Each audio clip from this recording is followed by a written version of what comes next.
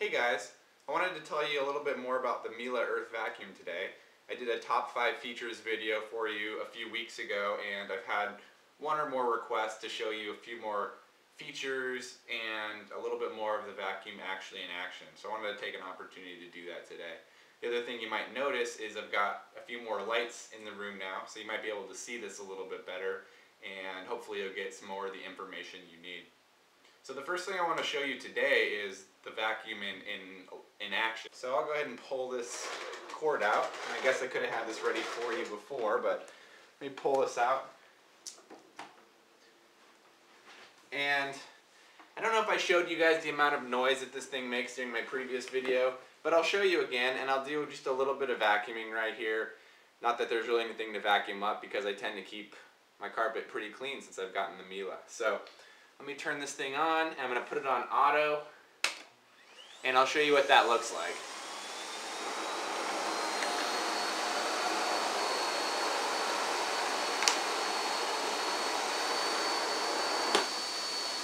And I'll turn the powered brush head on.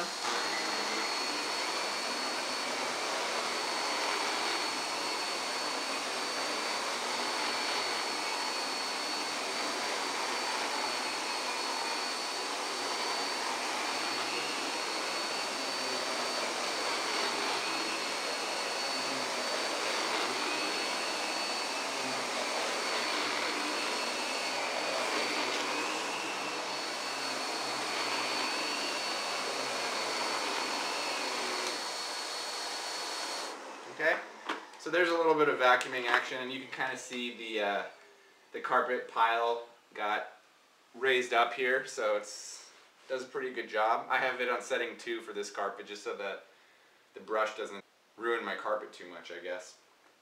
A couple other things here. Show you the compartment with the tools in it. So it's right under this flap here, as you can see, really easy to access. You get the tool that has the little like velvety texture here. This is like the hair tool, I guess it's called. And I've been using this on cats' beds so I can get cat hair off pretty easily. It works in both directions. Seems like a pretty durable little tool. Got the brush tool. This is the one that you would use for like corners or upholstery or like maybe curtains, I guess. And what's nice is this hair on here is very, very soft compared to normal brushes, because I believe this is real hair as opposed to typical vacuums, which would be synthetic or plastic, and it would be more liable to scratch. This is pretty gentle, so I haven't had any problems using this on like my keyboards or the typical like crevice tool. So those are the ones that are on board here. And then let me grab the other tool, which is the Hardwood floors tool, and I got some fuzz stuck in it here. Weird. You would replace the power head here with this just by pushing this off here and then clicking this one into place, and then you're ready to do hard floors. And you can see what's nice is there's little gaps in the brush here so that you can actually get, you know, bigger cat litter, and you're not just brushing it along the floor. There's actually space for it to go in and get vacuumed up here. And again, on this brush tool here, you've got the natural hair brush, so it's going to be really gentle on your hardwood floors or your tile or whatever. This is actually real hair, so it's relatively stiff, but it also feels like it's soft in comparison to some of those plastic bristles you may have used on previous vacuum cleaners. And then the other thing I wanted to show you, I'll show you 2 more things actually. The first one is the bag unit.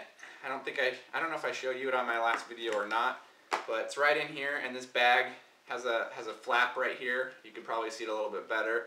That automatically closes when I open up the compartment. And this is actually the same bag that I've been using since I owned the vacuum. So it's about 3 months worth of vacuuming so far, and it's still not full. So even though those bags are about, I don't know, $4 to $5 a piece, it's actually worth it because it lasts so much longer than having to empty the canister every time. The last thing I'll show you guys is a couple features that I don't really like. The first one is the fact that the hose doesn't swivel at either location, so it doesn't swivel on the handle.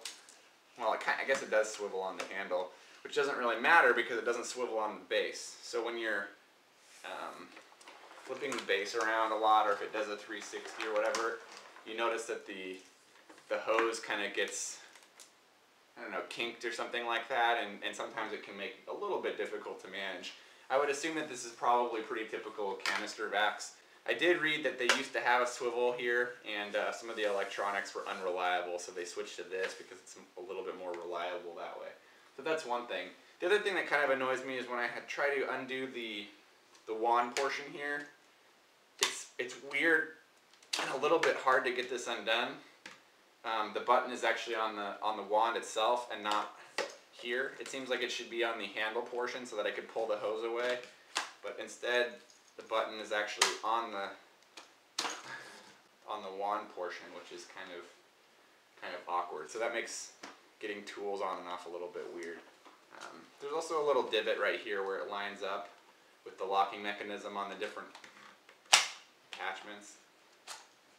Actually, this one goes on a lot easier than the actual wand. I guess this just needs to have a secure attachment because it's got the electric connection right here. So there's a couple more features about the Miele Earth. Really still I'm liking the vacuum. You know, getting used to using the canister vac as opposed to the upright vac, but it really is a joy to use, and it's been doing a great job in everything that I've been using it on. So hopefully this was helpful, and if you have any more requests for particular features you'd like to see demonstrated, or maybe just better lighting in one of my videos, please leave a comment and let me know.